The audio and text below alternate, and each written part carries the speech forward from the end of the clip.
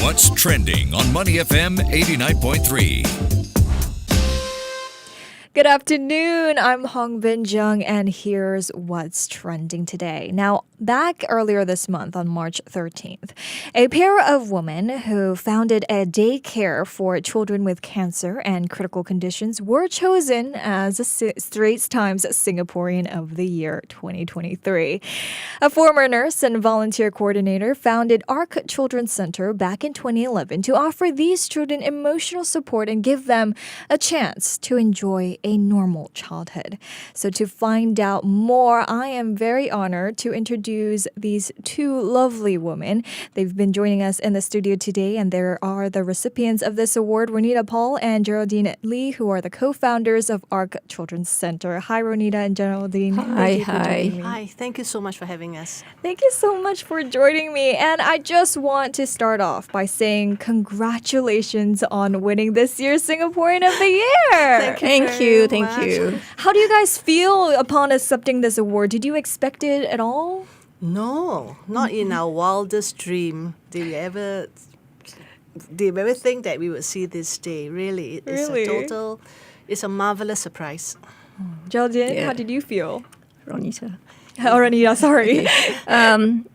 Yeah, I was just shocked. I couldn't believe. In fact, when they announced the name, I was like looking around. And then I had to look at Geraldine and say, it's us, because we never expected this. Oh, that's lovely. I mean, you both co-founded ARC Children's Center in 2011 to offer these children, battling cancer and other critical illnesses, emotional support and give them a chance to enjoy a normal childhood. Ronita, behind the story of starting this daycare center, I believe there is a young boy and a promise that you've made to this young boy. Tell us more. Okay, Raphael was a 14-year-old kid who was home alone basically because parents had to go to work. He had cancer and he was in pain. But eventually the doctor managed to persuade him to come into the hospice, and I took care of the boy. So when he settled down with the pain and we took him down to the adult day center to celebrate his 14th birthday, and he asked us what that place was. So we explained to him that it was a center for patients to come in for the day and then go home in the evening. So his question was, why don't we have one for children to do that? So when I asked him, is this your birthday wish? And he said, yes, I would like to see a day center for children with cancer and life-threatening conditions. That was many years ago. It took us several years before we had the courage to actually go ahead to set up the place. I see. I mean, you did keep that promise with the Well, boy. it was a promise, and Geraldine reminded me several years later, you promised this to the child. I said, yes, I did, but I don't know how to do it. Okay. I mean, then Geraldine, why do you think it was important to start this kind of daycare center? Were not a lot of resources available for these children with cancer and critical conditions before? That's what we thought when this idea came from that child. And then we said, let's visit the doctors. Let's go to the hospitals and see what else is needed. So one of the professors in the pediatric onco ward said, we want to start a day center. Is there a place is there something that we could do? And he said, follow me. So we followed him, and he brought us to the hospital playroom. And he said, you see that boy there? We said, yeah, that boy is not supposed to be here. He's supposed to be at home. And why is he here? Because there's no place else to go. And so he has come here to play. Play by himself, play with whichever kids that's allowed into that room. I said, really? I mean, for us, we're thinking that it's kind of sad that you already go through so much in a hospital, and then you'd be so delighted to be home. But then they're cooped up at home again because of the low immunity, and you have no place to go. So that's how it affirms that, no, we must have a place. And the doctors say, if you're going to do a day center, do it outside the hospital. Okay. That's how it started. Were there any specific hurdles you've encountered during the establishment of the daycare center, and how did you overcome them? Plenty hurdles in the sense that, firstly, we don't know where to begin. But we have found that, this whole journey has been pretty God-directed. directed with so many people wanting to help. And they all came at the right time. One came to help register the organization, which we didn't even know how. Another came with the setup and said, I will renovate the place for you. Oh, okay. And then another came, with all the furniture. He said, I'm sure you need some furniture. Oh, yeah, that's right. We do need something. And then everything came at the right time. And then when the whole thing was set up, then we had to look at ourselves and say, hey, what's next? Tell the doctors they can send.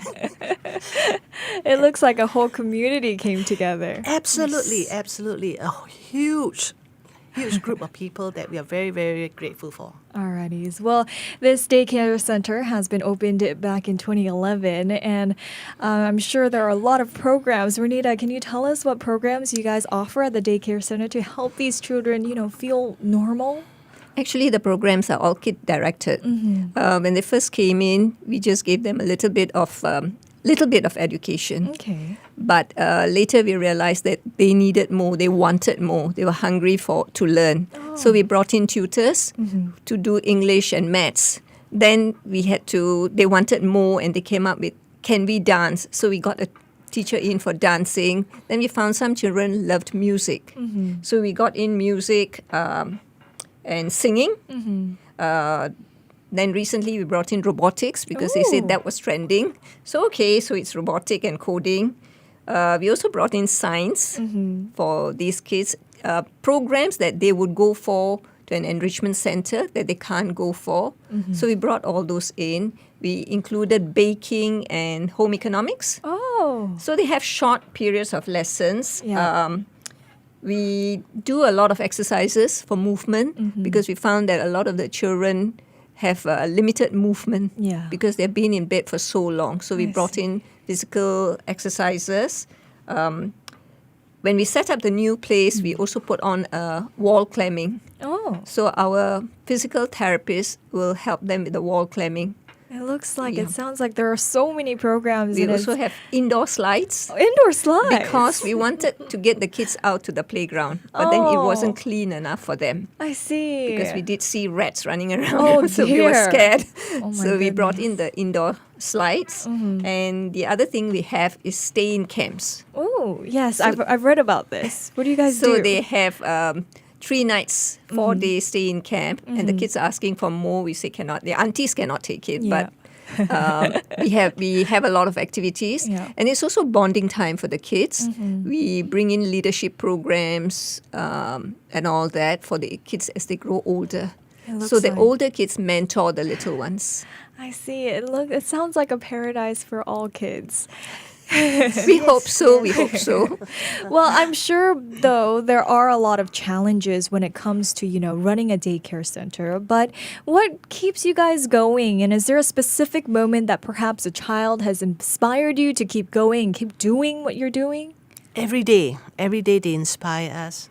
When they come in, the joy and the laughter, the smile of the kids when they come in and wish you with such, good morning, auntie. So you're in the right track. And how the parents even feedback to us and say, every day, if over the weekend, if there's a weekend, and say, I want to go out. So we think we must be doing something right. And I think what is right is the fellowship that they have, the bonding that they have for each other. And it's a family culture for us at ARC where the older one must take care of the little ones. It doesn't matter whether it's same family, because we also support the siblings of these children. And how the siblings came about was when a sibling asked us, must I have cancer to come? And say, no, please don't. But why do you want to come? It's because my brother is always talking about ARC and how happy he is. So can I come? I say, come. Are these moments where you want to keep doing what you're doing? Oh, yes, definitely. When you see the kids grow up, and as they grow up, they sit together and they have a chit-chat. And when the kids say things like, this is my second home, I love coming here. Or when parents feed back to you to say that they don't want to go on play dates, they rather come to ARC. Those are special. Yeah. Then you've done something right for these kids because they're happy down there. And they say, kids say the darndest thing, they just sit together and they say whatever is in their mind and they discuss it closely, So it's really great to have them there. And also we have this concern when a child condition relapses or something, and they have to restart their intensive chemo, and then we feel it in our heart for them. But they will come and tell us, Auntie, I will be a superhero. I mean, we're talking about little ones, And then another one come and say, Auntie, don't worry. Please tell the teachers that I will fight this. I mean, they're little bodies, and yet their mind, their positivity, it's just so strong. Their resilience is just amazing. And so we learn each day, okay, we have to move on with this.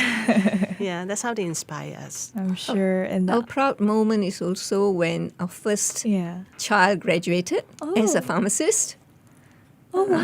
Yeah. That's so it was amazing. a proud moment. Yeah. It was a proud moment for us. And another one should be graduating as a radiographer probably in a year's time. I see. Yeah, so those are proud moments. Recently, I received a call to say how a child who had treatment was with us for about 6 to 8 months.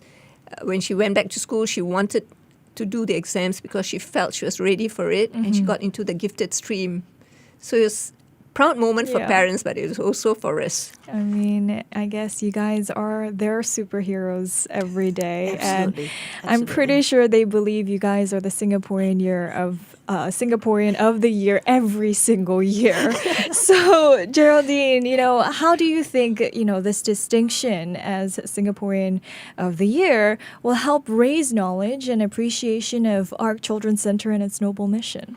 I think it has all the publicity that they've given to the award has raised a lot of awareness and people getting to know ARC Children's Centre.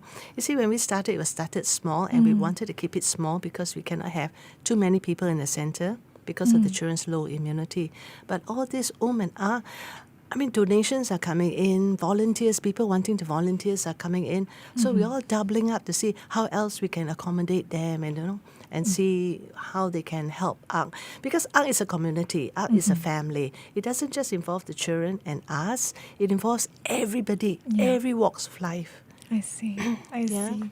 And Ronita, as a co-recipient of the Singaporean of the Year award, how do you plan to leverage this honor to further the cause and expand the impact of ARC Children's Centre? What are the goals for the centre's future?